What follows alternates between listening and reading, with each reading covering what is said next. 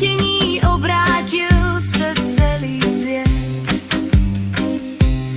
ve kterém necítí své ponížení naposled. Nikdo se nedívá jejím směrem a přesto oni všichni kolem ví. Ať je stranou, tak je jejich středem, lidé jsou takoví. Proto pláč svůj smíchem zakrývá, duši si tříští pro slova jízlivá. Kam až bolí být odlišná, kdo to ví? Kolikrát, proč právě já šeptala pro sebe si potají. Kam až bolí, proč právě já, kdo jí odpoví?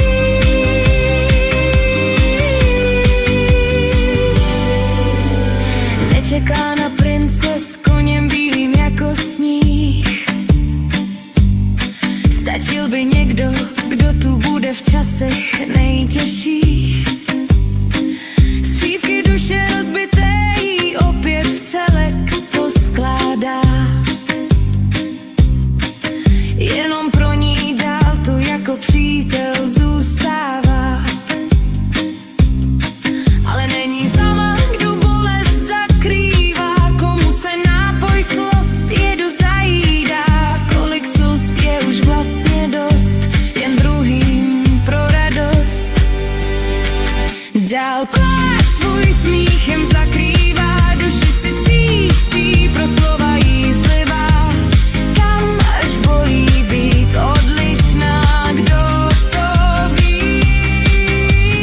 Kolikrát, proč právě já šeptala pro sebe si potají. Kam až bolí, proč právě já, kdo jí odpoví?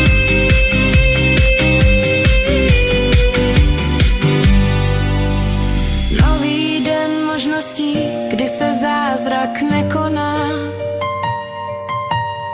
Předělat svět je jen touha mizivá. Jako včera i dnes bude stranou